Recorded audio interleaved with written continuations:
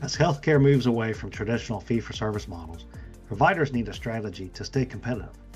That's where Strategic Healthcare Partners comes in. We offer expert consulting and ongoing management oversight for providers looking to form an accountable care organization. From financial feasibility analysis to helping you choose the right ACO in a crowded market, SHP provides the clarity you need to make informed decisions and transition to value-based care. Learn more at shpllc.com.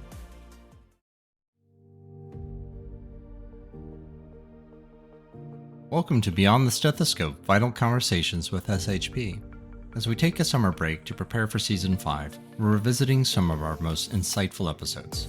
In this episode, we dive into the post-pandemic private practice landscape with Craig Kilgore, the CEO of Coastal Vascular and Vein Center.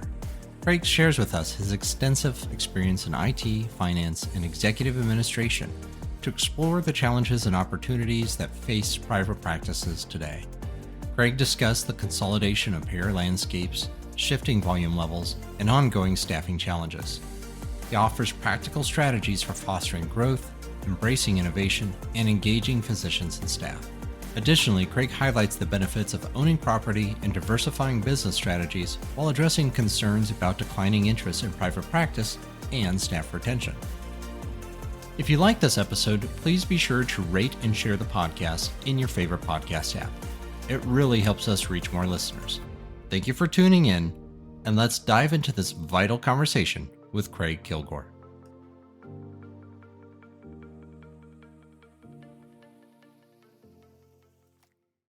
Kind of piggyback previous points because you've hit on this, the point of you've got payer consolidation, you've got consolidation in the private practice market in terms of going the employed route, in particular because of COVID these last few years, and then volume slowly trickling back to some levels that are, back to where they were.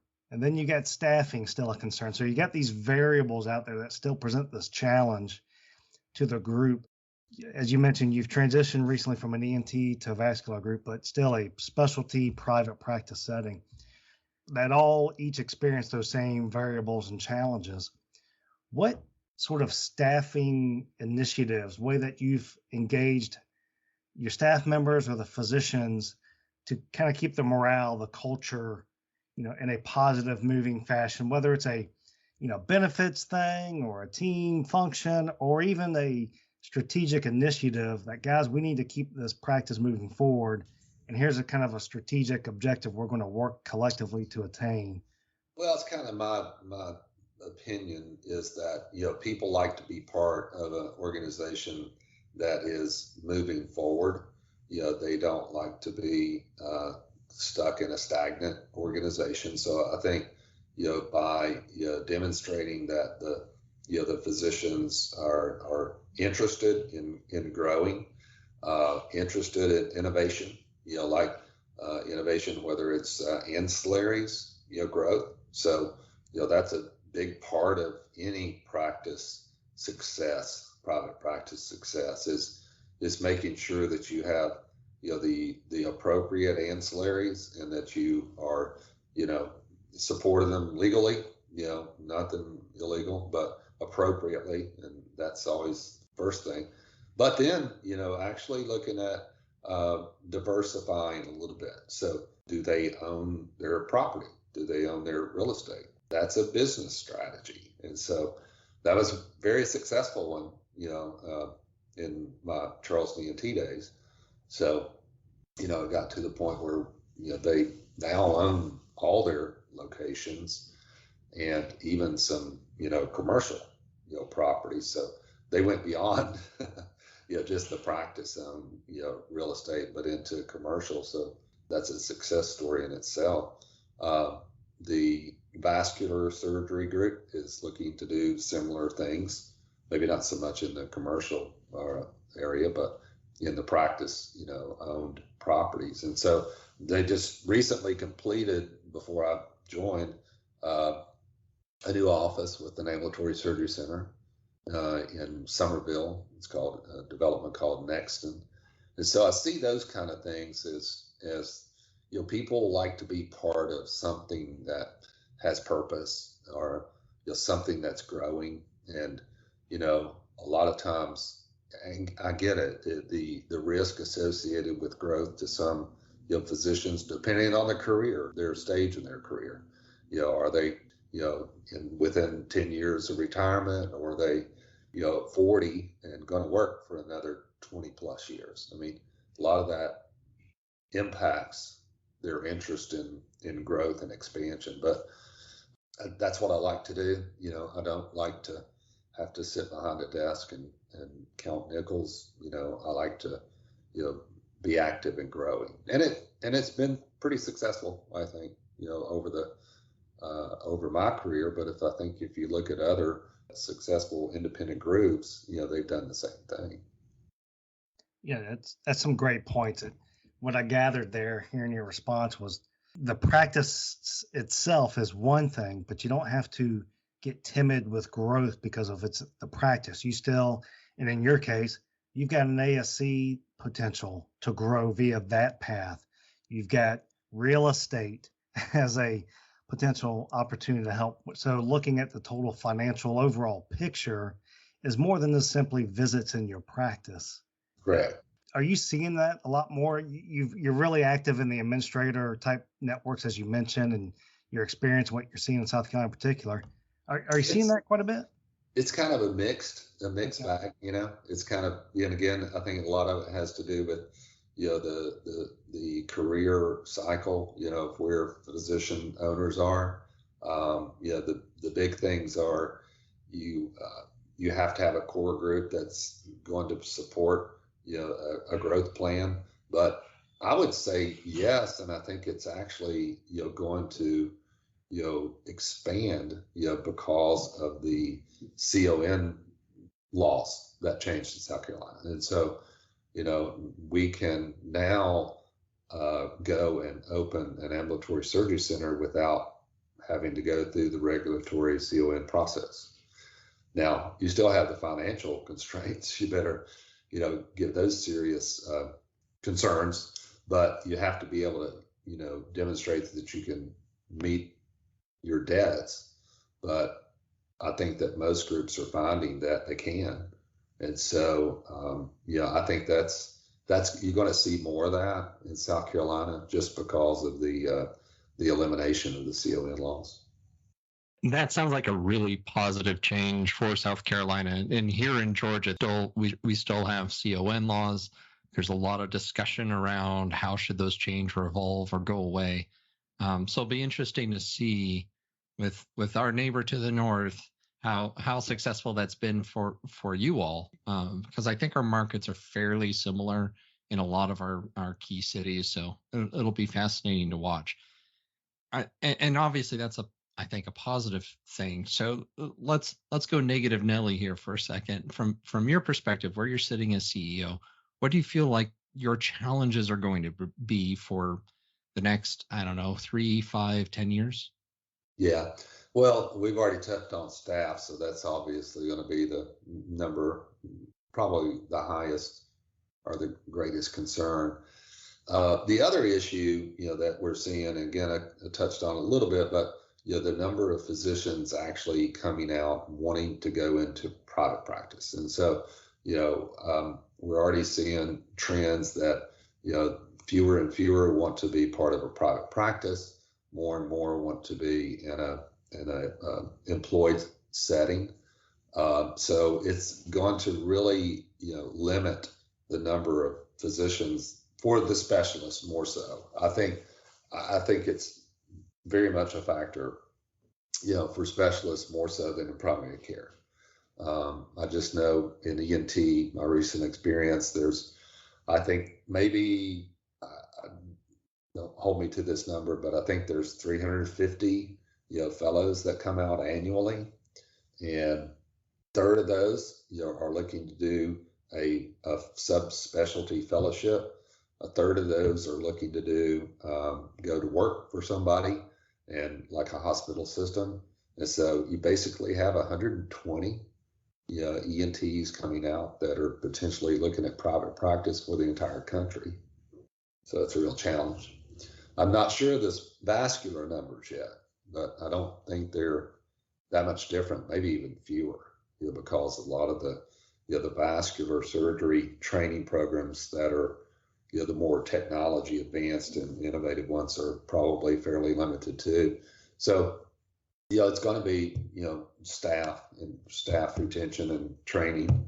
And then it's going to be providers, physicians. We have plenty. I think we have enough, PAs coming out, nurse practitioners, and certainly, with their expansion of their scope of practice, I think that's going to meet the needs for a lot of the primary care practices and communities. But, this specialists are going to be really in high demand, and there's not enough supply coming out. Yeah, and I think you're right. Coming from my own background in private practice and in the specialties I was in vascular and in cardiology. We couldn't replace our retiring providers fast enough. Right. We would get someone fresh out of medical school with $500,000 in school debt, True. and yeah, we couldn't replace them fast enough because the difficulty is they had so much debt they couldn't go hang a shingle on their own. So it's certainly a challenge everywhere. So in a happier ending sort of question, looking back and even looking forward here, where would you define success? Where would, as a CEO and even as a private practice, what does success look like for you? It's always been, my goal in working with physicians to see their success, for them to, thrive in practice growth, for them to at least, maintain a good, income and benefits, but also for them to have a good quality of life practice, a good balance, So it's things like that make me happy, at the end of the day. It's not easy to obtain, but I think that gives me the greatest success. And I wish I could get more young folks interested in private practice, because I think it's been such a great career. It is demanding, and I'll say that. I mean, unfortunately, there's way too many night meetings and stuff like that because physicians are working during the day, so it's not attractive to a lot of people. But it is a very rewarding career, and I think it's been I've enjoyed it. I like what I do, and I want to keep doing some of it. I don't know that I want to do the day-to-day grind for 10 more years, but I certainly enjoy the development and the growth aspects. That's what I really enjoy. Great feedback, Craig. Maybe to sort of, wrap this loop back to our original question and to Aaron's last one to you. So we're both located near universities that have health systems, universities that have health administration type programs. Speak to those that might be listening that, you came in through a different route, the IT and finance path. A lot of these folks are getting the MHSAs or maybe the MBAs. Speak to them, if you will, about, okay, you're starting out, you're in this new challenging environment. Here's a couple of little nuggets from someone that's been there, done that, as to how to have a smooth entry into the space. Yeah, that's great. That's great because we at ENT, they actually do have an internship program within USC. So we take they'll take 2-3 of the students for a semester to come and work, and I'm not as close to that. Obviously, I'm not there now, but still very familiar with what they were doing. But the biggest thing is that you have to get your hands dirty, and you have to learn it. You can't. It's not like there isn't a textbook, for practice management. There is. I say that, but it's really, you got to get your hands dirty. You got to sit at the front desk. You got to, schedule a patient. You have to, do demographics.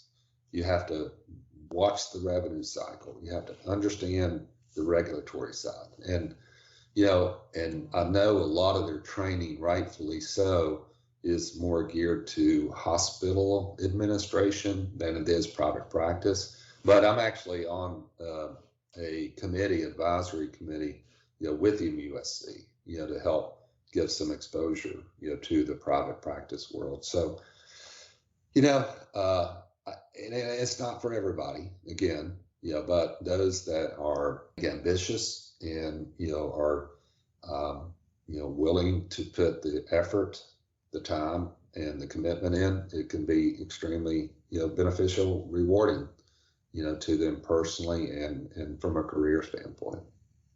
Great recommendation. I wish I could have asked you that a couple of decades ago myself.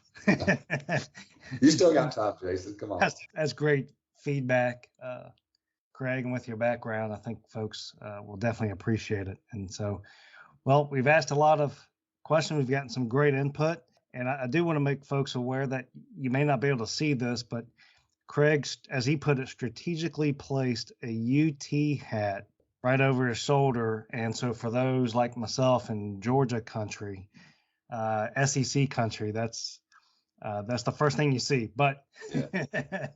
it's all in good fun. I love SEC. I love football, so love SEC football, but kind of have a passion for Tennessee Vols. So hey, there's nothing better in the fall. Nothing better than a good fall Saturday in the South for football. So yes, most certainly agree with that. Well, Craig, on behalf of Aaron and I, SHP, we really appreciate your time. This was great insight. We'll be sure to include all the information we can in our show notes, and we thank you again. Sure. I hope something was beneficial to someone out there. So I appreciate the opportunity. Yeah, thank you for coming, Craig. Yep. You've been listening to Beyond the Stethoscope, Vital Conversations with SHP. This has been a production of Strategic Healthcare Partners. Your hosts are Jason Crosby and me, Aaron C. Higgins. This episode was produced and edited by Nyla Weaver. Our social media content producer is Jeremy Miller. The transcriber is Heather McKnight, and our executive producers are Mike Scribner and John Crew. For more information about SHP, the services we offer, including the back library of episodes, episode transcripts, links to resources that we discussed, and much more, please visit our website at shpllc.com/podcasts. Thank you for listening. You already know that understanding your data is key to improving patient outcomes and financial performance. But how? At Strategic Healthcare Partners, our analytics services help turn your EMR and other data sources into actionable insights. From identifying areas for improvement to guiding you through implementing changes, SHP supports you every step of the way. Our performance analytics service dives even deeper, providing custom reports that help you stay ahead in the transition to value-based care. Unlock your data's full potential with SHP. Learn more at shpllc.com.